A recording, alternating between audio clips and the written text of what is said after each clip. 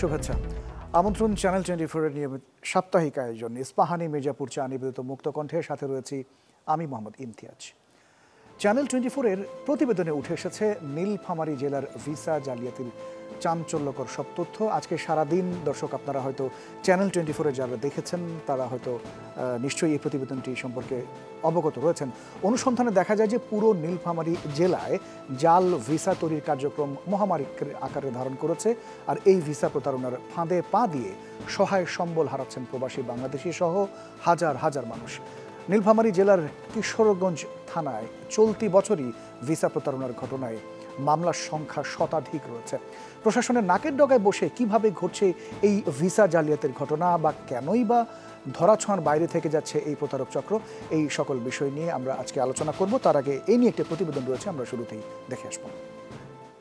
Visa কোনগুলো? Visa দিছে যে এই যে ভিসা হাতে স্বপ্নের দেশ ইতালির ভিসা, তাও আবার একার নয়, স্বজন সহ। তাই চাঁদ হাতে পাওয়ার মতোই আনন্দে ছিলেন চাঁদপুরের তপন চন্দ্র ও তার স্বজনরা। অবশ্য এজন্য তাদের কোটি টাকারও বেশি খরচ করতে গিয়ে গায়ে বাঁধেনি। এক একজনের কত টাকা করেছে? এক একজনের কাছ থেকে প্রায় 17 লাখ 18 লাখ এরকম নিছে। তবে সেই স্বপ্ন দুঃস্বপ্নে পরিণত হতে বেশি দিন দেরিও হয়নি। বিদেশ যাওয়ার চূড়ান্ত প্রস্তুতি নিতে গিয়েই বাধে বিপত্তি। এখন আমরা এটা ম্যান পাওয়ার করাইতে গেছি, যাওয়ার পরে যে বলতেছে যে এটা ফেক ভিসা, ম্যান পাওয়ার দেয় না। টাকা নেওয়ার পরে সব বন্ধ করে দিচ্ছে ফোন। পরে আমরা খোঁজ করে দেখতে পারলাম যে তারা বিশাল বড় একটা সিন্ডিকেট।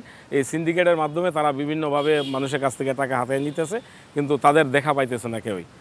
যদিও বিশ্বাস অর্জনের জন্য মাঝখানে নেপাল থেকে ঘুরিয়ে আনা হয় তাদের। ভিসা দেবে বলে আমাদেরকে ইন্ডিয়ার ভিসা করাইছে, তারপর ইন্ডিয়ার ভিসা করায় ইন্ডিয়া নিতে পারে নাই, তারা আমাদেরকে নেপালে নিয়ে গেছে। ভুক্তভোগীদের তথ্য যাচাই আর প্রতারণার উৎস খুঁজতে চায় চ্যানেল 24, আর এজন্য গন্তব্য উত্তরবঙ্গের নীলফামারী জেলা। ভিসা প্রতারণার ঘটনায় শুধু চলতি বছরেই শতাধিক মামলার তথ্য এসেছে নীলফামারী জেলার কিশোরগঞ্জ থানায়। আমার জানা মতে প্রায় 100 মামলা হবে, প্রতারণা মামলা। কিশোরগঞ্জ থানার মামলাগুলোর সূত্র ধরে আমরা যেতে চাই অভিযুক্ত কয়েকজনের বাড়িতে।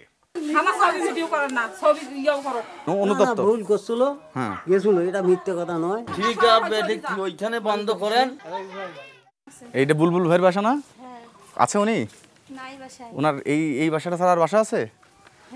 কই বুলবুলের এই যে থাকার বাড়ি এটা, কিন্তু এখন তার অবস্থার পরিবর্তন হয়েছে খুব দ্রুত। এই প্রতারণা করে আসলে এই যে তার আমূল পরিবর্তন হয়েছে। অনুসন্ধানে দেখা যায় পুরো নীলফামারী জেলায় জাল ভিসা তৈরির কার্যক্রম মহামারী আকার ধারণ করেছে, যার অন্যতম কারণ পুলিশের সাথে প্রতারকদের সখ্যতা। ধরা পড়লে কিছুদিন জেল খাটলেও অর্থের জোরে বেরিয়ে এসে ফের নামেন প্রতারণার কাজে। টাকার বিনিময়ে ছেড়ে দেয়। পুলিশ হয়েছে কি, একজন করতে 7 লাখ 10 লাখ করে নিয়েছিল। তাই নাকি? হ্যাঁ, নিয়ে ছাড়ি দিয়ে এই প্রতারকদের। প্রবাসী ভাইরা, আপনারা কেমন আছেন? আশা করি ভালো আছেন। বিদেশ বিভূত তরুণদের ফাঁদে ফেলতে প্রতারকরা বেছে নেন সামাজিক যোগাযোগ মাধ্যম। নানা চটকদার ভিডিওর মাধ্যমে আকৃষ্ট করা হয় তাদের। একবার সেই ফাঁদে পা দিলেই আর নিস্তার নেই। মনে করুন যে অস্ট্রেলিয়া, কানাডা, ওইগুলো দেশের আদার্সের যে ভিডিও আছে, রেস্টুরেন্ট বা মাল্টা বাগান, এইগুলো থেকে ভিডিও নেওয়া হয়। ওইগুলো ভিডিও নিয়ে যে নাম্বারটা কিনা হয়, ওই নাম্বারটা দিয়ে হচ্ছে ওইখানে এডিটিং করে হচ্ছে ভয়েসটা তৈরি করা হয়। স্বপ্ন ভাঙার ভিসা, এই বিষয়টি আজকে আমরা নির্ধারণ করেছি আলোচনার জন্য সম্মানিত অতিথি হিসেবে আমার সাথে যুক্ত রয়েছেন মোহাম্মদ মহিউদ্দিন, মহাসচিব female workers recruiting agency association of Bangladesh FORAB, এবং রয়েছেন একজন ভুক্তভোগী মোহাম্মদ বাপ্পি হোসেন, এবং অনলাইনে যুক্ত রয়েছেন মোহাম্মদ জসিমউদ্দিন খান। তিনি সিআইডি হেডকোয়ার্টার থেকে আমাদের সাথে যুক্ত রয়েছেন, এবং রয়েছেন নিউজ রুম থেকে আমাদের সহকর্মী channel 24 senior reporter Boni Amin. আপনাদের চারজনকে অনেক অনেক ধন্যবাদ এবং স্বাগত আমাদের সাথে যুক্ত হবার জন্য। আমরা শুরুতেই আসিফ বাপ্পি হোসেন, আপনার কাছে আমরা শুরুতেই আসতে চাই এবং জানতে চাই যে মূলত আপনার সাথে কি ঘটেছিল?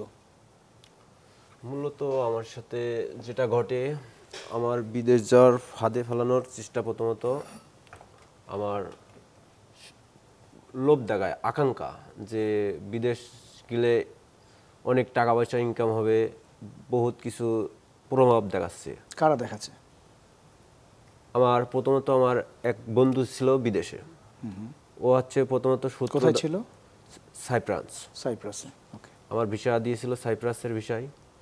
দেওয়ার পরে ওর দিয়ে আমার যাত্রা শুরু, এজেন্ট।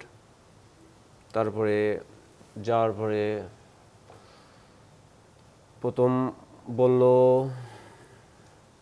যে আমার টাকা লাগবে, যে এত টাকা খরচ করলে এত টাকা বেনিফিট লাভ আসবে।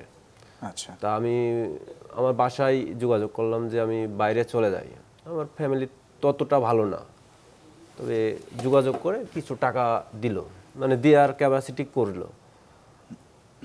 অনেক কষ্ট করে টাকাগুলো ম্যানেজ করলাম। কত টাকা? 8 লাখ। 8 লাখ টাকাটা দিছিলাম এজেন্টের মাধ্যমে। আচ্ছা, আপনার ওই বন্ধুকে? আমার বন্ধুকে না, বন্ধু মানে এজেন্সিকে, মানে যারা চক্রের ফাঁদে আমার প্রথমত ফেলানোর চেষ্টা করলো যে তোমারে ভিসা দেব, তুমি আমারে টাকা দিবা হাফ। আচ্ছা আচ্ছা, ভিসা দিল। ভিসা ও বাইরের ভিসা কোনো বাংলাদেশে অ্যালাউ নাই, মানে চেকিং হবে না। তারপরে কি করলাম, চেকিং করার চেষ্টা করে আমার বাইরে দিয়ে দিছিলাম, মানে বাইরে আমার আরও আত্মীয় স্বজন এটা ওটা আছে, দিলাম। দেওয়ার পরে বললো যে না, ভিসা ঠিক আছে, কিন্তু মূলত হচ্ছে জাল ভিসা। আচ্ছা, দেওয়ার পরে ভিসা নেওয়ার পরে আমার কাছ থেকে টাকা নিল 4 লক্ষ টাকা প্রথমত। তারপরে আমার বাসার থেকে নিয়ে চলে আসলো ঢাকাতে। আমার 3 দেশের টিকিট দিল, বিমান টিকিট। আচ্ছা, 3 দেশের টিকিটই হচ্ছে ভুয়া। আচ্ছা, ভুয়া টিকিট। 3 দেশের টিকিট দিল কেন? মানে আপনাকে ওই জায়গায় মানে জাস্ট নিয়ে যাওয়ার জন্য। মানে আমার এক একটা দেশের টাকা মানে টিকিট দিছে আর 1 লাখ টাকা করে নিয়েছে টোটাল। মানে আমার টাকা নেওয়ার ওদের হচ্ছে মূলত চক্রান্ত, মানে টাকা নেওয়ার জালিয়াতি কিভাবে মানে বের করতে হয় ওরা সেটা। কোথায় ছিলেন? ঢাকা নয়াপল্টনে সামনে এক হোটেলে ছিলাম। আচ্ছা, 10 দিন থাকার পরে আর ভালো লাগছিল না। ফোন দিয়ে দালাল ফোন ধরে না, রিসিভ করে না। তারপরে বুঝলাম যে না, এরা হচ্ছে ভাওতা, ভুয়া। এ কারণে ভেবে ভেবে আমার বন্ধুর কাছে যোগাযোগ করলাম যে কেতে কি করব না করব। এতগুলো টাকা দিয়েছিলাম যোগাযোগ করে। তা লাস্ট বললে যে দেখ, ও যদি ফোন না ধরে এরা হচ্ছে ফাঁদ চক্রান্ত, তা আমি দেখছি বিষয়টা। বলে আমার বন্ধু আর যোগাযোগ করে না। লাস্ট আর কোনো যোগাযোগ ওরা করে না, টাকাগুলোই নিয়ে মনে করেন ফুরোয় বানোয়াট। আচ্ছা, আপনার ওই বন্ধুর সাথে কি আপনার এখন যোগাযোগ রয়েছে? এখন যোগাযোগ নাই, কেউ যোগাযোগ করে না আমার সাথে।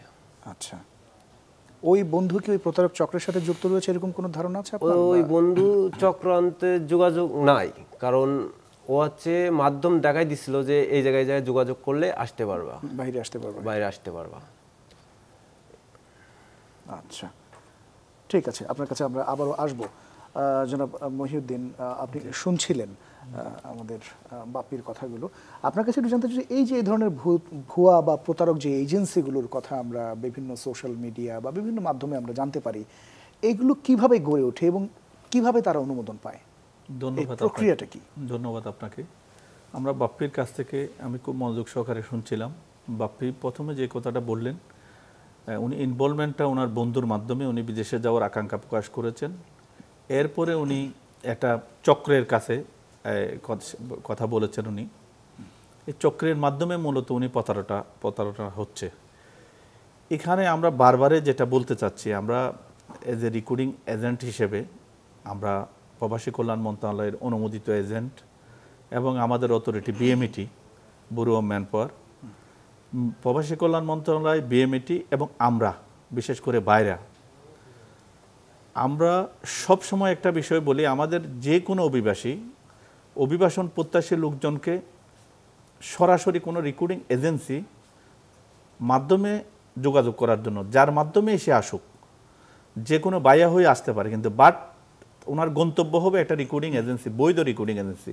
এখন কিন্তু আমাদের প্রত্যেকটা এজেন্সির তালিকা দেওয়া আছে, অনলাইনে দেওয়া আছে, বিএমইটি সার্ভারে দেওয়া আছে, প্রত্যেকটা জায়গায় দেওয়া আছে। কিন্তু সাধারণ মানুষজন একেবারে খেটে খাওয়া যারা মফস্বল এরিয়া, তারা তো আসলে এইভাবে চেক আপ করেন না, জি দেখেন জি না জি তারা। এটা করেন না, এটা একটা মানে আমাদের ওই সচেতনতা গড়ে ওঠে না। ইদানিং এই যে চক্রটার কথা আপনি বললেন ইউরোপে, এটা কিন্তু একদম মহামারী আকারে ধারণ করেছে। আপনি যদি দেখেন ফেসবুক ইউটিউব খুললে আপনি দেখবেন বিভিন্ন রকমের চটকদার বিজ্ঞাপন দিচ্ছে। এই বিজ্ঞাপনের ফাঁদে কিন্তু অনেকে পড়তেছে এবং বিভিন্ন ইউটিউবার এর সাথে জড়িত।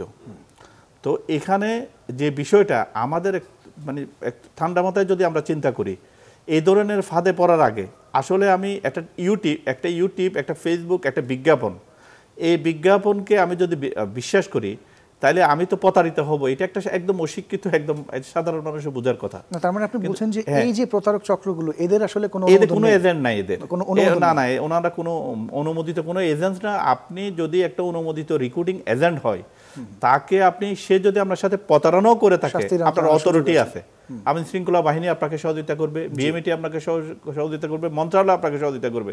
কিন্তু আমাদের এখন সবচেয়ে বড় সচেতনতা আমাদের করতে হবে, যেটা আমরাও করতেছি, আমাদের অ্যাসোসিয়েশনের পক্ষ থেকে, সরকারের পক্ষ থেকে হচ্ছে, আমার কাছে আমাদের প্রত্যেকটা ভুক্তভোগী মানুষ যারা সোশ্যাল মিডিয়াতে বিশেষ করে ইউজ করে, তাদের কাছে অন্তত প্রবাস বিদেশ যাওয়ার ক্ষেত্রে এই ধরনের প্রতারণা থেকে যাতে শতভাগ মুক্ত থাকে, গ্রামে দালাল চক্রের কাছ থেকে যাতে মুক্ত থাকে, এই বিষয়টা আমাদের সচেতন হতে হবে।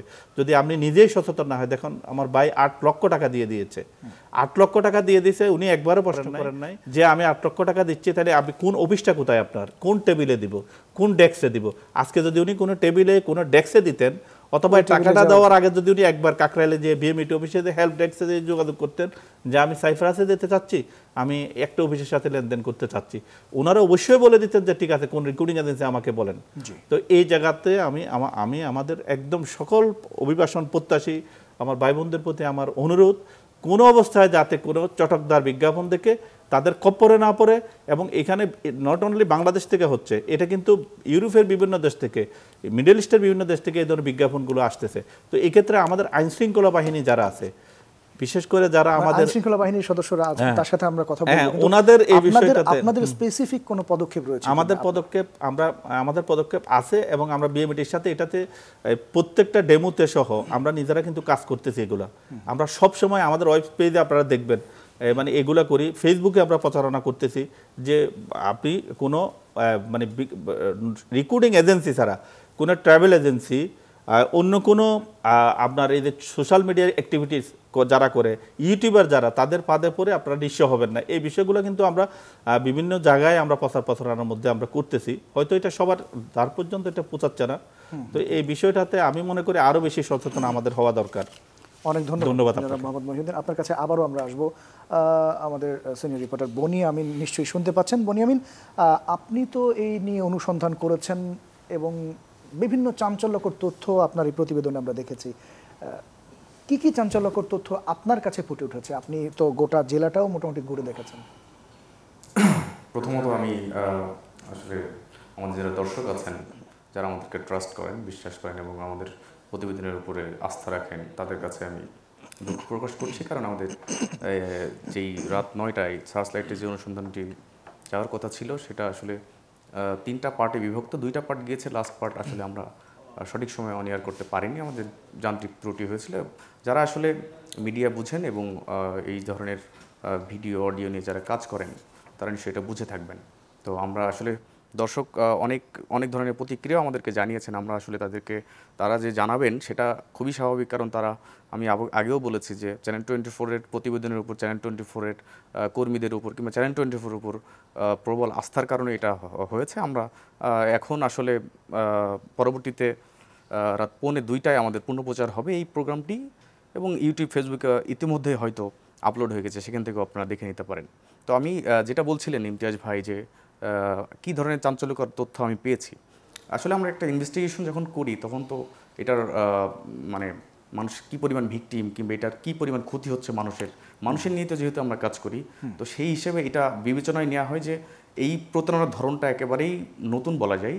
কেননা আপনি জেনে থাকবেন যে মধ্যপ্রাচ্যে যখন বাংলাদেশে হিউজ পরিমাণ যেত আর কি, মধ্যপ্রাচ্য সহ অন্যান্য দেশে, তখন স্থানীয় ফড়িয়া বা দালাল চক্র বলি আমরা, বিভিন্ন ঢাকা থেকে বিভিন্ন গ্রাম পর্যায়ে তাদের বিস্তার ছিল। এবং ওই যেসব দালাল গ্রামগঞ্জে মানুষ সংগ্রহ করতো, যারা বিদেশ যেতে ইচ্ছুক, তাদেরকে সংগ্রহ করতো, সেসব দালাল কিন্তু লোকাল এবং একে অপরের মোটামুটি চিনত। কিন্তু এই যে এখন যে প্রতারণাটা করা হচ্ছে, ইউরোপ আমেরিকার স্বপ্ন দেখানো হচ্ছে, বড় বড় উন্নত দেশের স্বপ্ন দেখানো হচ্ছে। এবং আপনি জানেন যে বর্তমান বাংলাদেশে তরুণদের আসলে যারা কর্মে প্রবেশ করতে চায় তাদের টেনশন একটা তো থাকেই, কারণ চাকরির আমাদের বাজারটা জানেন সবাই। তো সেক্ষেত্রে ম্যাক্সিমাম মানুষই আসলে একটা ভালো থাকার জন্য দেশের বাইরেই এখন বিভিন্ন ভালো ভালো দেশকে বেছে নিচ্ছেন জানেন। তবে এই যে প্রতারকরা এইটার সুযোগ আসলে নিচ্ছে, আমি আমার অনুসন্ধানের মাধ্যমে দেখেছি যে তারা সোশ্যাল মিডিয়াটাকে বেছে নিয়েছে এই প্রতারণার জন্য। কারণ তাদেরকে যাদের সাথে প্রতারণা করা হবে তাদেরকে তো পেতে হবে, সেজন্য তারা আসলে অদৃশ্য থেকেছে প্রতারকরা। তারা আসলে ফেসবুকের মাধ্যমে কিংবা অন্যান্য সামাজিক যোগাযোগের মাধ্যমে। একটু এই জায়গায় যদি ইন্টারাপ্ট করি, সেটা হচ্ছে যে এর আগেও তো চ্যানেল 24-এ আমরা কিন্তু প্রতিবেদন করেছি, আপনারা করেছেন, অনুসন্ধানী প্রতিবেদন করেছি, দেখিয়েছি দর্শকদেরকে। তারপরেও মানুষ সচেতন কেন হচ্ছেন না? পাশাপাশি এই যে এখনকার যে প্রতারণার ধরনটা আপনি বলছিলেন ভিন্ন, কি রকম, এটা একটু বলবেন। এই যে প্রতারণাটা থামছে না, যেটা বলছেন প্রথমটা উত্তর দিয়ে দিই, সেটা হচ্ছে লোভ এক কথায় আমার যতটুকু বুঝি, আরেকটা হচ্ছে অসচেতনতা। এই দুইটা জিনিস এখানে কাজ করে।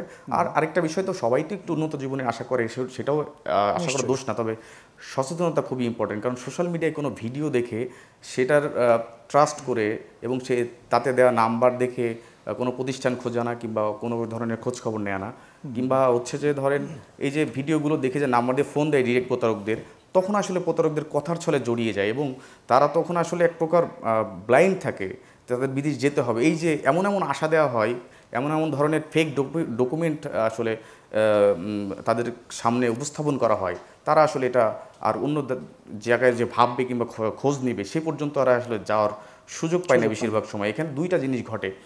প্রথমত দেখা যাচ্ছে যে এই যে লোভনীয় অফার দেওয়া হয়, এই লোভনীয় অফারগুলো দেখা যাচ্ছে যে বেশিরভাগ ক্ষেত্রে বলা হয় যে এখানে কোনো ধরনের প্রাতিষ্ঠানিক যোগ্যতার দরকার হবে না, টাকাও লাগবে অল্প, আর হচ্ছে যে কোনো ধরনের পরীক্ষা নিরীক্ষা ছাড়াই আসলে ডিরেক্ট যাওয়া যাবে কানাডা কিংবা ইউরোপের যে কোনো দেশে। এই জন্য মানুষ আসলে অত বেশি চাকরির অফারটাও দেওয়া হয়। হ্যাঁ, চাকরির অফারটাও দেওয়া হয়। 2 লাখ টাকার উপরে বেতন আসলে সর্বনিম্ন 2 লাখ টাকা, 4 লাখ টাকা পর্যন্ত বলা হয় কাউকে কাউকে। আমি যতগুলো ভুক্তভোগীর সাথে কথা বলেছি তাদের কাছে দেখেছি। আর আমি এই প্রতারণার ধরনটা ইউনিক কেন বলছি, এইখানে এরা এমনভাবে এটা মানে এই জিনিসটা রান করে, প্রতারণার বিষয়টা, প্রক্রিয়াটা, এটা খুবই অভিনবত্ব আছে। যেরকম এই জিনিসটা যারা প্রতারক তারা নির্দিষ্ট একটা অঞ্চলে, নীলফামারী জেলার কিশোরগঞ্জ এবং সৈয়দপুর উপজেলায় বিশেষ করে এদের মানে এই অঞ্চলের মানুষই এরা, এই অঞ্চলের কৃষি প্রধান মানে কৃষি নির্ভর এই অঞ্চলের মানুষ, এবং তাদের আর্থিক অবস্থাও খুবই দুর্বল। কিন্তু এরা এই যে এই উঠতি বয়সী যারা তরুণ আছে অঞ্চলে, তারা এই মানে প্রযুক্তিগতভাবে খুবই এক্সপার্ট হয়ে গিয়েছে এবং আসলে যেভাবে মানুষ বিদেশ যায়, তার মানে ইউরোপের কান্ট্রি কিংবা অন্যান্য দেশে যেভাবে যায়, যে ধরনের ডকুমেন্ট আসলে প্রয়োজন হয় সেই ধরনের ডকুমেন্ট তারা ইন্টারনেট থেকে নামিয়ে সেগুলো আবার নিজেদের মতো করে বানায়, নিজেদের ঘরে পিসি সেট করা আছে, সব ধরনের তাদের মেটেরিয়াল আছে যেই ধরনের মেটেরিয়াল আসলে প্রয়োজন হয়।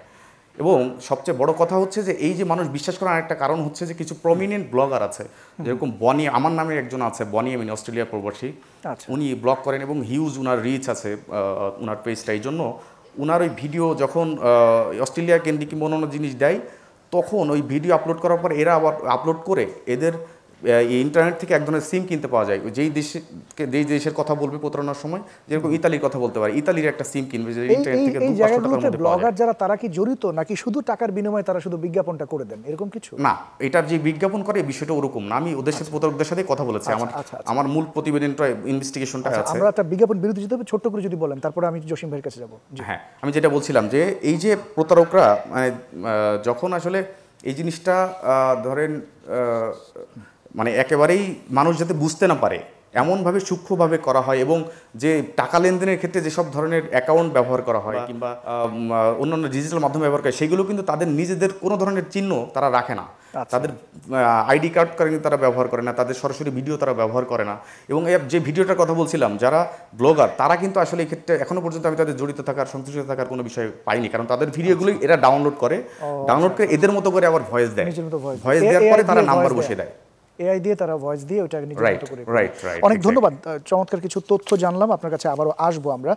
জসিমউদ্দিন খান, আপনি শুনছিলেন এবং প্রতিবেদনটি নিশ্চয়ই আপনি দেখেছেন আমাদের বনি আমিন যেটি করেছেন।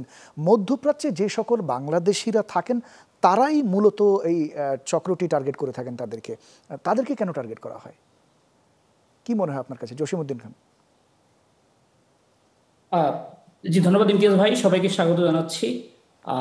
আমি একটু আপনাদেরকে এই প্রবলেমটার আন্ডারলাইং যে কন্ডিশনগুলোর দিকে একটু মনোনিবেশ করার জন্য বলবো।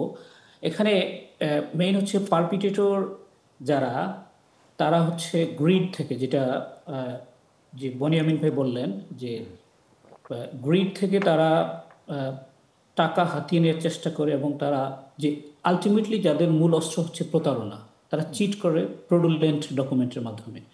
সো এখানে ভিকটিম পারপিটেটরের একটা রিলেশনশিপ অলরেডি বিরাজ করে, সেটা হইতে পারে ফ্রেন্ড টু ফ্রেন্ড অথবা বিভিন্ন সোশ্যাল লিঙ্ক ব্যবহার করে, যেটা যেমন বনি আমিন ভাই বললেন যে ওই বিদেশ থেকে আপনার সোশ্যাল মিডিয়া প্ল্যাটফর্ম ব্যবহার করে চিত্তাকর্ষক এবং মানুষকে অ্যাট্রাক্ট করার জন্য বিভিন্ন ধরনের ট্রাস্ট অর্জন করার জন্য যে ধরনের ডকুমেন্ট বা তা যে ধরনের অ্যাপিল নিয়ে আসে এই বিদেশগামী ভিকটিমদের কাছে, এতে করে একটা rational cost benefit trust build হয় দুই পক্ষের মধ্যে। এবং এই জন্য ইন্টারেস্টিংলি যারা ভিকটিম এখানে, তারা নিজেরও বুঝতে পারে না যে আসলে তারা ভিকটিমের শিকার, কারণ তারা তো শুরুই করে আসলে তারা একটা কিছু অ্যাচিভ করতে যাচ্ছে, তারা বিদেশে যাবে, বিদেশে সেটেলড হবে, কিন্তু তাদের এই আকাঙ্ক্ষাটাকে, তাদের এই সদিচ্ছাটাকেই পুঁজি করে হচ্ছে এই যারা আমাদের যে নেটওয়ার্ক আছে পারপিটেটর ক্রিমিনাল গ্রুপ, এরা হচ্ছে ওয়েল অর্গানাইজড এবং ট্রান্সন্যাশনাল। তো তারা অলওয়েজ টার্গেট করে এই শ্রেণীর লোকদেরকে, যাদেরকে সহজেই তারা এই প্রতারণা ফাঁদে ফেলতে।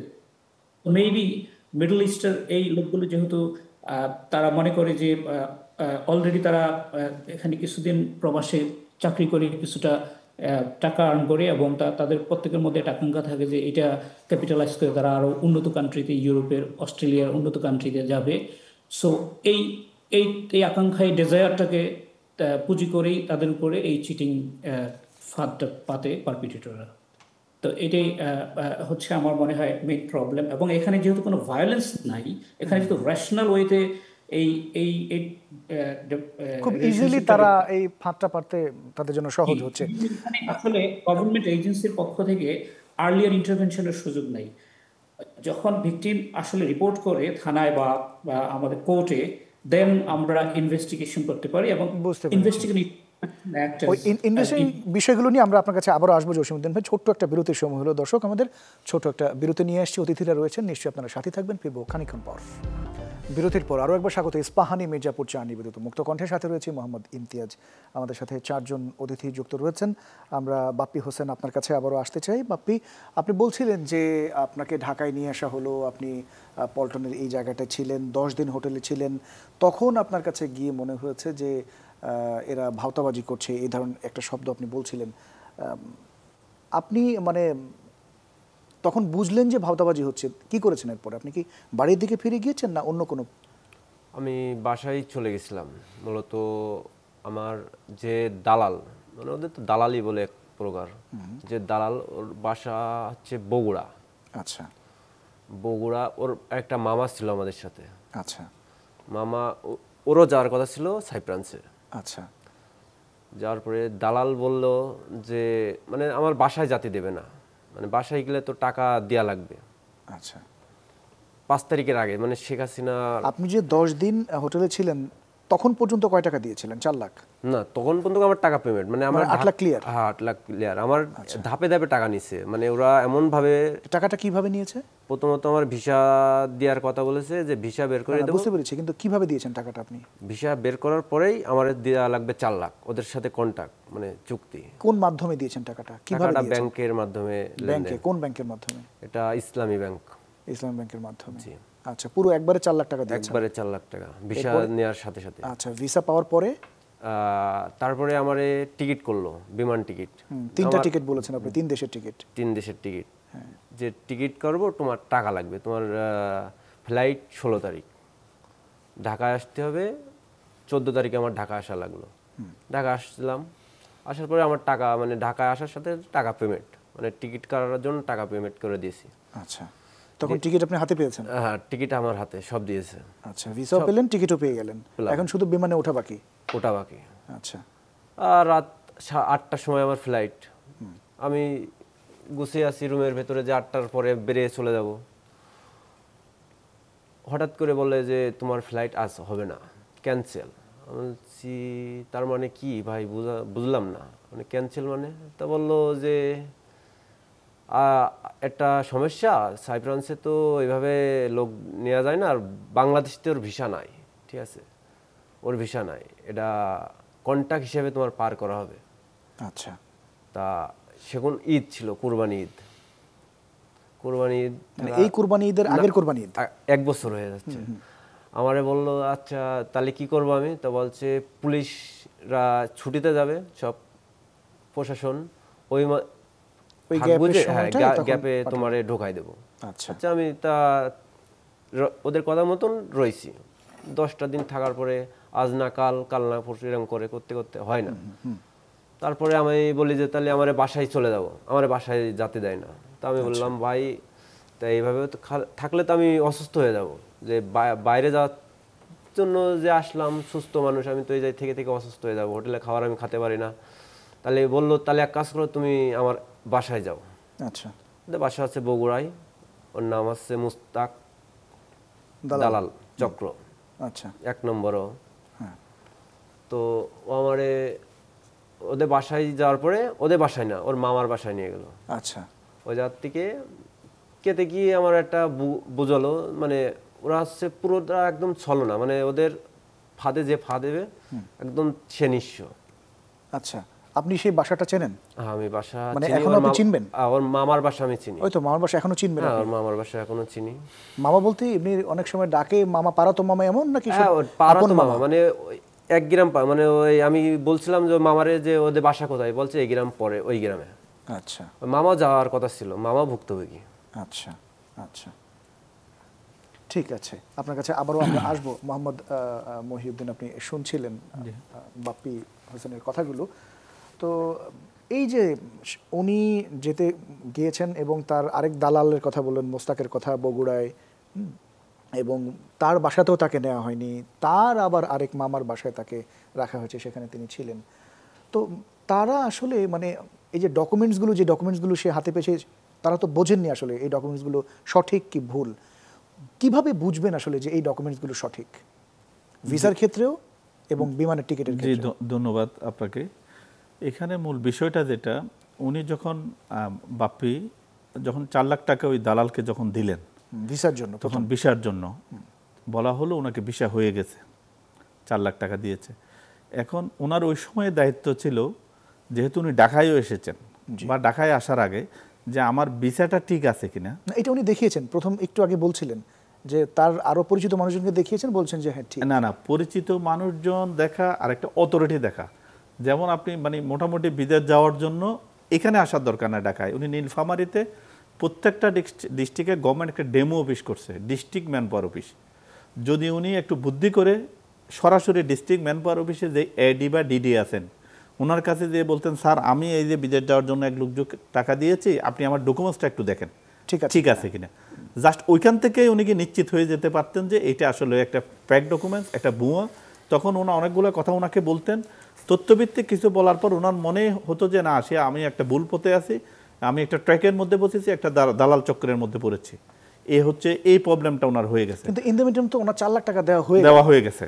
হ্যাঁ, 4 লাখ টাকা দেওয়া হয়ে গেছে। কিন্তু আরেকটা সবচেয়ে বড় বিষয় যেটা আমি একদম সবার জন্য বলবো, আমার অভিবাসন প্রত্যাশী যত ভাই বোন আছে সবার জন্য বলবো, আমাদের 2013 সালে একটা অভিবাসী আইন আছে, অ্যাক্ট।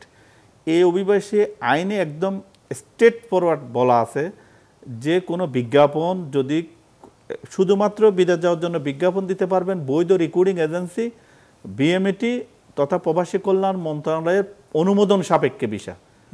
এর আগে কোনো প্রতারক চক্র কেউ বিজ্ঞাপন দিলে ওটা হলো ফ্যাক বিজ্ঞাপন, ওটা মানে ওটার কোনো সত্যতা নেই, এটা আপনাকে ধরে নিতে হবে। প্রত্যেকটা অভিবাসী ভাই বোন যখন সে বিজ্ঞাপন হবে, কি আমাদের বিজ্ঞাপনটা বিজ্ঞাপন না, এটা প্রবাসী কল্যাণ মন্ত্রণালয় অথবা বিএমইটি থেকে অনুমোদন থাকবে, এই দেশে এতগুলো ডিমান্ড রয়েছে, এই ডিমান্ডের এগেনস্টে এতজন লোক যেতে পারবে, ওই ডিমান্ড পত্রিকায় এবং দেওয়ার পর প্রবাসী কল্যাণ মন্ত্রণালয় থেকে লিখিত দেওয়ার পর পত্রিকায় দিতে হয় আমাদের। পত্রিকায় দিলে ওই মাত্র ওইটা দেওয়ারই শুধুমাত্র পারমিশন রয়েছে। এছাড়া বিদেশ যাওয়ার জন্য যত ধরনের সোশ্যাল মিডিয়ায় অ্যাক্টিভিটিস করা হয় সম্পূর্ণ ইলিগেল, সম্পূর্ণ অবৈধ, এবং এই ফাঁদে যারাই পড়বে তারা প্রতারিত হবে, এটা ধরে নিতে হবে আমি প্রতারিত হব এখানে পড়ে। তো এটা প্রত্যেকটা মানুষ এখানে সচেতনতা করতে হবে, কারণ আমি একজন রেকর্ডিং এজেন্সি হয়েও ইচ্ছে করলে আমি কিন্তু বিজ্ঞাপন, সোশ্যাল মিডিয়া বিজ্ঞাপন দিতে পারবো না, এটা আমার জন্য ইলিগেল হবে। সেক্ষেত্রে যেখানে আমি দিতে পারতেছি না, তাইলে ইউটিউবার, সোশ্যাল অ্যাক্টিভিটিস, অন্যান্য বিভিন্ন সেক্টরের লোকজন, প্রবাসী ইউটিউবার, তারা যখন প্রলোভন দেখাচ্ছে আমার অভিবাসী প্রত্যাশী ভাই বোনদেরকে, তাহলে আমাদেরকে ধরে নিতে হবে এটা 100% ইলিগেল। এই লিগেল মাইগ্রেশনের ক্ষেত্রে তাদের কন্ট্রিবিউট করার মতো তাদের কাছে কোনো পারমিশন নাই।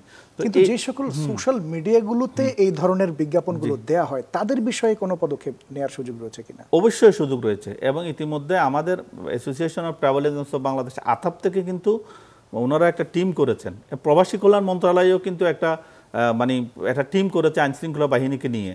তারা এই ধরনের অ্যাক্টিভিটিস যারা করবে, এবং এটা আপনার এই যে আইটি যে আমাদের যে আইন রয়েছে ওখানেও বলা আছে, যারা করবে তাদেরকে যে অবস্থায় কেউ যদি সুনির্দিষ্ট অভিযোগ করে তাহলে তাদের বিরুদ্ধে ব্যবস্থা নেবে। কিন্তু আমাদের আরেকটা বিষয়, এখন যেহেতু আইটি সেক্টরটাকে খুব ডেঞ্জারভাবে মিসইউজ করা হচ্ছে, আমার মনে হয় আমাদের ইমিডিয়েটলি এটা প্রবাসী কল্যাণ মন্ত্রণালয় এবং আমাদের আইন মন্ত্রণালয় থেকে একদম টোটালি এটাকে একটা বিজ্ঞাপন প্রত্যেকটা চ্যানেলের মাধ্যমে করা উচিত, যে এই ধরনের সোশ্যাল অ্যাক্টিভিটিসের মাধ্যমে যাতে আমাদের কোনো অভিবাসন প্রত্যাশী আপনার ভাইয়েরা যাতে, ভাই বোনেরা যাতে ইনক্লুড না হয়, এটা সম্পূর্ণ ইলিগাল, সম্পূর্ণ অবৈধ। এটা খুব বেশি প্রচার করা দরকার। আপনারাও এটাতে আমার মনে হয় কন্ট্রিবিউশন রাখা উচিত, ভূমিকা রাখা উচিত। অনেক ধন্যবাদ মোহাম্মদ মহিউদ্দিন ভাই, আপনার কাছে আমরা আবারও আসবো নিশ্চয়ই। বনিয়ামিন, আপনার প্রতিবেদনে আমরা খেয়াল করলাম যে একটা বিষয়, ব্যাংকের এজেন্ট বা কর্মকর্তারাও আপনার এই ক্ষেত্রে জড়িত রয়েছে আমরা দেখছিলাম। তো এই চক্রে সমাজের আর কারা কারা জড়িত আপনি দেখেছেন? আর কাদের কাদের পেয়েছেন? আসলে কয়েকটি, এই চক্রতে আসলে একেও এটা সুবিধাভোগী হতে পারে না, ওই যারা প্রতারণা করে তাদের মাধ্যমে আবার অনেকে সুবিধাভোগী হয়। এখানে ব্যাংকের কথাটা আপনি তুললেন, আসলে আমরা দেখেছি যে দুইটা মাধ্যমে আসলে লেনদেন হয়। একটা হচ্ছে সরাসরি ডিজিটাল মাধ্যম, মানে বিকাশ, নগদ, নগদ এই ধরনের মাধ্যমে লেনদেন হয়, এবং সেই লেনদেনগুলো ইসলামী ব্যাংকের মাধ্যমে তিনি 4 লাখ টাকা দিয়েছেন। জি, আর আরেকটা ব্যাংকের মাধ্যমে, আমরা এই দুইটাই পেয়েছি। তো ব্যাংকের মাধ্যমে এই যেই অ্যাকাউন্টেগুলো আমরা আমাদের অনুসন্ধানে দেখেছি, আমি বেশ কিছু অ্যাকাউন্ট ঘেটেছি, যেসব অ্যাকাউন্টের মাধ্যমে ভুক্তভোগীরা টাকা পাঠিয়েছেন প্রতারকদের কাছে। আমি এখানে আমার ইনভেস্টিগেশনের মধ্যে আছে, মূল যে ইনভেস্টিগেশন রাত 9টায় যেটা যাওয়ার কথা ছিল, সেখানে আছে যে আমরা যখন সৈয়দপুর শাখায় গিয়েছি তখন ওনারা কিন্তু আমাদেরকে প্রথমে স্বীকার করতে চাননি, কারণ আমরা কিন্তু ঘটনাটা আগে প্রথমে যে আবুল হোসেন আমাদের সাথে ছিল একজন ভুক্তভোগী, তার বাড়িও যশোর, ওনাকে আমরা নীলফামারীতে নিয়ে আসি। ওনার মাধ্যমে আমরা প্রথমে যার অ্যাকাউন্টে টাকা গিয়েছে তার কাছে যাই, গিয়ে দেখি যে উনি কিছু জানেনই না, ওনার কাছে ওনার নামে যে অ্যাকাউন্ট আছে সেটাও উনি জানেন না, ওনার কার্ড কোথায়, ব্যাংক কার্ড কোথায় সেটাও জানেন না, ইভেন ওনার চেকটা কোথায় সেটাও জানেন না, উনি পানি নাই এগুলো। তারপরে আমরা গেলাম ব্যাংকে যাওয়ার পরে ব্যাংক ম্যানেজার আমাদেরকে জানালেন, প্রথমে উনি জানেন না এই বিষয়ে, উনি না জানার স্বাভাবিক, কোনো কিছুদিন আগে 5-6 মাস আগে আসে, তারপরে এই বিষয়টি শুনেছেন, পরে উনি বললেন আর কি, প্রথমে বলতে চাননি। তো উনি সরল স্বীকৃতি দিয়েছেন যে এটা আসলে যখন আমরা বলি যে অমুককে, ওই ব্যাংকের অ্যাকাউন্ট হোল্ডার বললেন যে অমুক টাকা তুলেছে উনিকে, তখন বোঝা গেল যে ওই যে ব্যাংক, ইসলামী ব্যাংকের এজেন্ট যে চাকরি করতেন, উনি আসলে ওই ব্যাংক কার্ড দিয়ে টাকাগুলো তুলেছেন। আচ্ছা। এবং ওই টাকাটা ওনার কাছে না, আরেকজনের কাছে গিয়েছে, এবং যেই ব্যক্তি টাকা তুলেছে সেই ব্যক্তি লাখপতি, 3 লক্ষ টাকা উঠেই দিয়েছেন, সেক্ষেত্রে 15,000 টাকা উনি কেটে রেখে বাদ বাকি টাকা সেলিম নামের এক প্রতারকের কাছে, যার বাড়ি কিশোরগঞ্জ উপজেলা, নীলফামারীর জেলার। তো তার বাড়িতে আমরা গিয়েছিলাম, যদিও তাকে পাইনি, সে পলাতক ছিল, আমাদের কথা শুনে বাড়ি থেকে চলে গিয়েছিল। তো যেটা বলছিলাম যে এই যে ব্যাংক যার নামে অ্যাকাউন্ট, সে কিন্তু জানে না, এবং এরকমও দেখেছে যে একজন ভ্যান চালক যিনি আরও 14 বছর আগের অ্যাকাউন্ট, এই 14 বছর উনি অ্যাকাউন্টের কোনো হিসাবই রাখেন নাই। ওই অ্যাকাউন্টটা কিন্তু আবার এই ধরনের ট্রানজ্যাকশনের ক্ষেত্রে মানে আর্থিক লেনদেনের ক্ষেত্রে তারা ব্যবহার করেছে প্রতারকরা আমরা দেখেছি। এবং এই লাখপতি কমিশন খায়, মানে এখানে কয়েকটা মানে চেইন কাজ করে। ইভেন সিমের ক্ষেত্রেও তাই, যারা ইলিগাল সিম ব্যবহার করে তারা আসলে কয়েকটা ভাগে বিভক্ত। একজন হচ্ছে যে এই যে ডিজিটাল লেনদেনের ক্ষেত্রে এক ধরনের সিম পাওয়া যায়, সেক্ষেত্রে বিকাশ সকল নগদের লোকজনের ইনভলভমেন্ট আমরা ওদের মুখ থেকেই শুনেছি, প্রতারকদের মুখ থেকেই। সেকেন্ডলি এই যে এখানে অন্য যে সিম, কথা বলার সিম যারা প্রতারকরা ব্যবহার করে এবং বিদেশি নম্বর যেগুলো কেনে, এই সবগুলোই কিন্তু এক প্রকার হাওয়ার মধ্যে চলে আসলে। এখানে রিয়েলিটি বলতে খুব বেশি কিছু নাই। মানে যারা অপরাধটা করছে তারা ধরাছোঁয়ার বাইরেই থাকছে বলা যায়। এবং এদের যারা ধরবেন আইনশৃঙ্খলা রক্ষাকারী বাহিনী, তারাও কিন্তু খুব বেশি পারদর্শিতা দেখাচ্ছেন সেটাও বলে আমার মনে হয়নি ফিল্ডে গিয়ে। কারণ আমি বেশিরভাগ প্রতারকের সাথেও আমাদেরও কথা হয়েছে, অনেক ধরনের প্রতারকের সাথেও আমি কথা বলেছি এবং তারা আমাদেরকে প্রক্রিয়াটাও দেখিয়েছেন কীভাবে তারা করেন। তারা আসলে এটা যাদের ইন্টারভিউ করেছে তারা বলছেন যে তারা এখন করেন না। করেন কি করেন না নিশ্চয়ই এটা পরে আরও ক্লিয়ারলি বোঝা যাবে। কিন্তু আমরা যেটা দেখিয়েছি তারা যেই প্রক্রিয়াটা এই যে আমি এতক্ষণ বললাম সেটা তাদের মুখ থেকে আমি শুনেছি। এবং আইন শৃঙ্খলা রক্ষাকারী বাহিনী যারা বিশেষ করে এসআই যারা ফিল্ডে কাজ করেন বেশি, তাদের সাথে আবার তাদের দেখা যাচ্ছে যে বেশি ইন্টারকানেকশন, বন্ধুত্বপূর্ণ সম্পর্ক আমরা দেখেছি। এবং এই ক্ষেত্রে প্রতারকদের লিডার বানায় ওরা, যে একজন প্রতারক লিডার হবে এই পাড়ার, এই গ্রামের, এবং ওই টাকাগুলো তুলবে অন্যান্য প্রতারকদের তুলে আবার নির্দিষ্ট। তার মানে কি আইন শৃঙ্খলা বাহিনীর সদস্যরাও এর সাথে জড়িত রয়েছেন? হ্যাঁ, আমার কাছে সেই এভিডেন্সও আছে, জড়িত রয়েছেন। এবং তারা আসলে ওই যে আমাদের ওই প্রোগ্রামও বলা হয়েছে, যাদের স্বজনদের ছেড়ে দেওয়া হয়েছে তারাও বলেছেন যে কেউ 5 লাখ, কেউ 7 লাখ, কেউ 10 লাখ খরচ করেছেন এই যে পুলিশের হাত থেকে বাঁচার জন্য। এবং তারা কেউ অনেক সময় দেখা যাচ্ছে খুব অভিযানে পড়ে কিংবা চাপে পড়ে পুলিশ যে সবসময় কাজ করেন তা না, কাজও করেন, আমরা কাজও করতে দেখেছি। তারা বিভিন্ন সময় গ্রেপ্তারও করেছে বিভিন্ন মামলা ধরে। তো গ্রেপ্তার করার পরে আসলে খুব বেশি দিন এদেরকে আটকে রাখা হয় না বলে আমরা জানি। এক্ষেত্রে পুলিশের ব্যাখ্যা নিয়ে আমরা চেষ্টা করেছি। পুলিশ যেটা বলে যে এরা যেই অপরাধটা হয় এটা আসলে ডিজিটালি হয় এবং এর প্রুফ কিংবা এভিডেন্স খুবই কম পাওয়া যায়। কিন্তু এটা বুঝলাম কম পাওয়া যায় কিংবা এভিডেন্সগুলো যে পাওয়া যাবে না, এখানে বিটিআরসি আছে, তাদের হেল্প নিলে কিংবা এক্ষেত্রে যারা তদন্তকারী সংস্থা আছে তারাও কিন্তু এই জিনিসটা যদি আরেকটু ডিপলি চিন্তা করে কিংবা মনোযোগ দিয়ে যার কাজ সেটা যদি করে, এই অপরাধটা যে কন্টিনিউ করা সম্ভব সেটাও কিন্তু আমি মনে করি না আর কি। তো সেক্ষেত্রে মূল হোতা যারা, আপনি যেটা বলছিলেন যে এটা ডিজিটালি প্রতারণাটা হয়, তাহলে তারা তো যারা মূল প্রতারক তারা তো ধরাছোঁয়ার বাইরেই থেকে যাচ্ছে এক প্রকার বলাই যায়। কারণ তারা তো কোনো অরিজিনাল এভিডেন্স কিংবা ডকুমেন্ট দিয়ে কোনো কিছু করে না। বললাম যে তারা যেসব সিম ইউজ করে সেটা তো ইন্টারনেট থেকে কিনতেই পাওয়া যায়। ইভেন ম্যাক্সিমাম হোয়াটসঅ্যাপ নাম্বার সেইগুলোও ওরা অন্যের সিম ব্যবহার করে, যেগুলো আসে ইলিগাল সিম বলি আমরা, সেগুলো কিনতে পাওয়া যায়। ওই অঞ্চলে কিন্তু এই ধরনের ব্যবসায়ী তৈরি হয়ে গেছে। কেউ সিম বিক্রি করছে, কেউ ব্যাংকের এইসব লেনদেনের ক্ষেত্রে সহায়তা করছে, মানে একজন এক ধরনের কাজ। এবং সবাই ওই অঞ্চলে ম্যাক্সিমাম ফ্যামিলি, আমি নিজে চোখে দেখে এসেছি, তারা প্রতারণার সাথে বাপ মা ভাই এরকম পরিবার আছে, সবাই যুক্ত। কিছু পরিবার আছে শুধু সন্তানই যুক্ত, এরকম আছে। অনেক ধন্যবাদ বনিয়ামিন, আপনার কাছে আবারও আমরা আসার চেষ্টা করব। জসিমউদ্দিন খান, আপনি শুনছিলেন, আপনার কাছে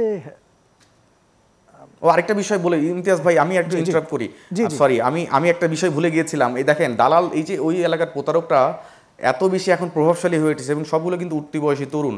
কেন প্রভাবশালী বলছি, আমাদের যে প্রোগ্রামটা আজকে যাবে সকাল থেকে আমাদের একটা প্রতিবেদন যাচ্ছিল এবং সেখানে ব্যাকলিংকে বলা হচ্ছিল যে রাত 9টায় পুরো অনুসন্ধানী দেখা যাবে। রাত 9টায় যখন প্রোগ্রামটি শুরু হয় তখন আসলে বিদ্যুৎ একেবারে টোটালি বিদ্যুৎ বিচ্ছিন্ন করে ফেলা হয়েছে। এবং এই যে আমরা এখন কথা বলছি এই প্রোগ্রামটা শুরুর ক্ষেত্রেও একই ঘটনা ঘটলো। আমরা ওই অঞ্চলের মানুষের কাছ থেকে আমি ফোন পেয়েছি, SMS পেয়েছি। তো এই যে এই ধরনের বিষয়, এই যে প্রভাব দেখানো এবং তাদের লাইফস্টাইল, এটা আসলে কি বলবো, ধূমফাই, মানে সব দামি দামি বাইক ইউজ করা হয়, ওদের কোনো কিন্তু ইনকাম সোর্স নাই।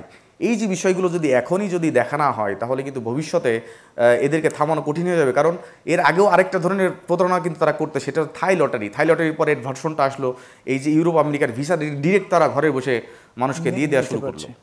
অনেক ধন্যবাদ বনিয়ামিন। জসিমউদ্দিন খান, আপনি শুনছিলেন নিশ্চয়ই বনিয়ামিনের কথাগুলো। তিনি বলছিলেন যে এই জায়গাটায় একদম স্পেসিফিকলি আপনার কাছে জানতে চাই, আইন শৃঙ্খলা বাহিনীর সদস্যরা জড়িত, তার কাছে প্রমাণ রয়েছে এবং ভিডিও ডকুমেন্টও রয়েছে। পাশাপাশি এই যে এখনকার কথাও যদি বলি, রাত 9টায় বিদ্যুৎ বিচ্ছিন্ন করে রাখা হয়েছে এবং আমাদের প্রোগ্রাম চলাকালীন সময়েও তাদের পুরো জেলায় বিদ্যুৎ বিচ্ছিন্ন রয়েছে। এটি কিভাবে, এতটা প্রভাব তাদের কিভাবে? ধন্যবাদ। আমার মনে হচ্ছে যে যেটা বনিয়ামিন ভাই বলতেছিলেন যে উনি আমাদের মানি লন্ডারিং এর ইনভেস্টিগেশনে একটা কথা আছে যে investigation should be following the flow of money. তো উনি খুব চমৎকারভাবে বলতেছিলেন যে মানিটা আসলে কোথা থেকে কোথায় যাচ্ছে, এবং এইখানে আমাদের পুলিশ অফিসার সহ ব্যাংকার ইনভলভমেন্ট, হ্যাঁ, এটা থাকতেই পারে। তো যদি এটা প্রপারলি ইনভেস্টিগেশন হয় তাহলে এক্স্যাক্টলি এই ফলোয়িং দ্য মানি এবং যে যে অ্যাক্টরগুলোর মধ্যে যে লিঙ্ক আছে, লিঙ্ক আইডেন্টিফিকেশনের মাধ্যমে যদি প্রপার ইনভেস্টিগেশন হয়, ডেফিনেটলি আমরা কে কে জড়িত সেটা বের করা সম্ভব। এবং আমি ইতিমধ্যেই জানি আমার সিআইডি চিফ স্যার বিষয়টা অবগত আছেন, এবং উনি আমার যে নীলফামারী সংশ্লিষ্ট যে অফিসার আছে সিআইডি তাকে নির্দেশ দিচ্ছেন যে এই সংক্রান্ত যে মামলাগুলো হয়েছে এগুলোতে যদি মানি লন্ডারিং এলিমেন্ট থাকে তাহলে সেটা should be investigated by the CIDs relevant department. এবং যদি ওই যেটা আমি বললাম মানি ফ্লোয়িংয়ে ভেতর দিয়ে আমাদের ইনভেস্টিগেশন, এবং এটা আপনি জানেন যে অনেকগুলো সোশ্যাল এবং ফাইন্যান্সিয়াল ট্রানজ্যাকশন এখানে ঘটে। সো এইটাকে আলটিমেটলি ক্রিমিনাল রেসপন্সিবিলিটি অ্যালোকেট করার জন্য স্পেশালাইজড স্কিল দরকার, এবং সেই স্কিল আমাদের সিআইডিতে যে যারা এই ফাইন্যান্সিয়াল ক্রাইম নিয়ে ডিল করেন অনেকেরই আসছেন, এবং তারা অনেক সফিস্টিকেটেড ডেটা অ্যানালাইসিসের মাধ্যমে অ্যাকচুয়ালি আমি শিওর যে কারা কারা জড়িত বের করতে পারবে। এবং জি ডেফিনেটলি, এবং আমাদের সিআইডি চিফ স্যার ইতিমধ্যেই ইনিশিয়েটিভ নিয়েছেন, এবং এই বিষয়টা আমরা ডেফিনেটলি অনেক ডিপলি ইনভেস্টিগেট করে টোটাল নেটওয়ার্কে কারা জড়িত, এবং এই এই ধরনের একটা ক্রাইম যেটা এখন স্টেরিওটাইপ হয়ে গেছে। অপেক্ষাকৃত জসিম ভাই, অপেক্ষাকৃত তরুণদেরকেই দেখা যাচ্ছে যে এই জায়গাগুলোতে বেশি জড়িত থাকতে। আমরা প্রতিবেদনে দেখছিলাম, বনিয়ামিনও বলছিলেন বিভিন্ন প্রযুক্তির মাধ্যমে, বিভিন্ন সোশ্যাল মিডিয়ার মাধ্যমে তারা এই ক্রাইমগুলো করছেন। এই বিষয়টা আসলে কিভাবে দেখছেন আপনি? বিকজ তরুণরা আপনারা জানেন যে স্বভাবতই তারা একটু টেকনোলজির প্রতি আসক্ত, এবং টেকনোলজির অ্যাভেইলেবিলিটি এবং এইটা ব্যবহারের যে তাদের টেন্ডেন্সি থেকে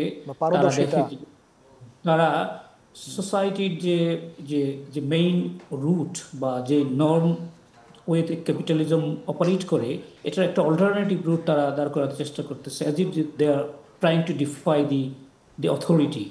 হ্যাঁ, তো এইটাকে তারা পরাভূত করে বা এইটাকে তারা ইগনোর করে আলাদা একটা তাদের একটা চক্র বলেন, নেটওয়ার্ক বলেন, গড়ে তোলার চেষ্টা করে, এবং তারা খুব কৌশলে যে মানিটা তারা ভিক্টিমের কাছ থেকে নিয়ে যায় সেটাকে তারা আবার মূল আপনার যে আমাদের অর্থনৈতিক ধারায় ফিরিয়ে নিয়ে আসে, নানাভাবে লেয়ারিং করে, প্লেসমেন্ট করে, ফাইনালি ইন্টিগ্রেট করে।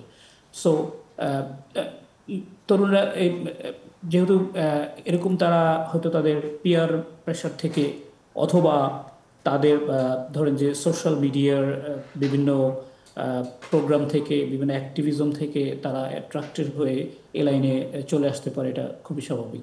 আচ্ছা, সোশ্যাল মিডিয়া বিশেষ করে যদি ফেসবুকে আমরা দেখি, ফেসবুকে কিন্তু এই ভিসা দালালদের প্রতারণার অন্যতম একটা মাধ্যম, আমরা প্রতিবেদনও দেখেছি। তো এক্ষেত্রে সাইবার সিকিউরিটি যে আইনটা রয়েছে সেই আইনের জায়গাটা বা সাইবার নিরাপত্তা নিশ্চিত করণীয় কি আসলে নিশ্চিত করার জন্য?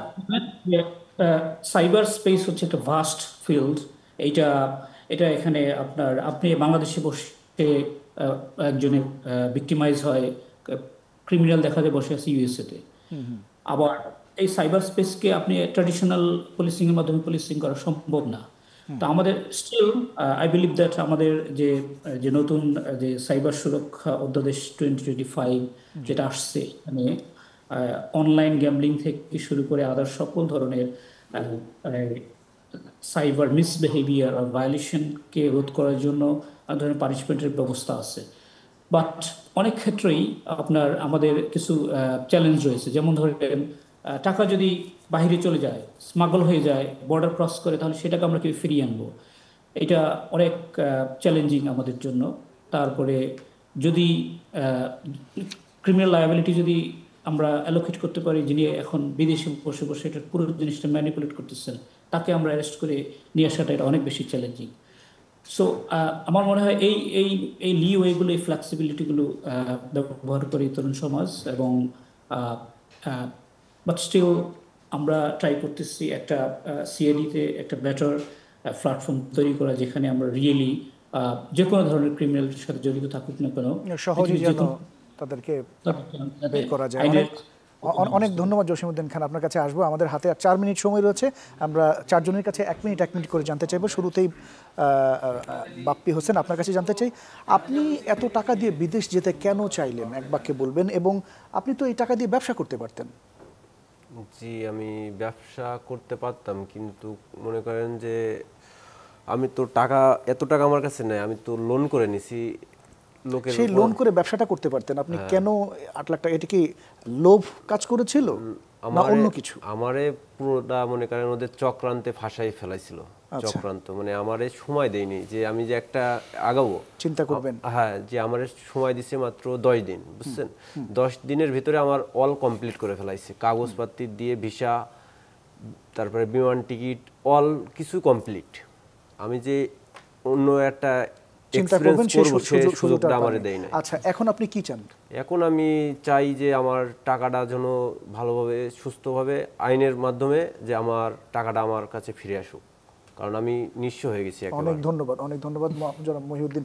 এই ধরনের প্রতারণার ফাঁদগুলো কিভাবে রোধ করা সম্ভব যদি এক বাক্যে বলেন, এবং ভুক্তভোগীদের ন্যায় বিচার যেটা উনি চাচ্ছিলেন, টাকাটা উনি ফেরত পেতে কি করা যায়? জি, প্রথমত ভুক্তভোগীদের ন্যায় বিচার আমরা সবাই আশা করি। সেক্ষেত্রে ওনার প্রাথমিক কাজ হবে আমাদের ব্যুরো অফ ম্যানপাওয়ারে উনি একটা ক্লেম করা, যে ওনার কাছে যে এভিডেন্স রয়েছে এটা দিয়ে এই ক্লেমটা করলে ওখান থেকে একটা ইনভেস্টিগেশন হয়, এবং এটা আমাদের জসিমউদ্দিন ভাই যেটা বললেন সিআইডিও এটার সাথে ইনভলভমেন্ট হতে পারবে একটা।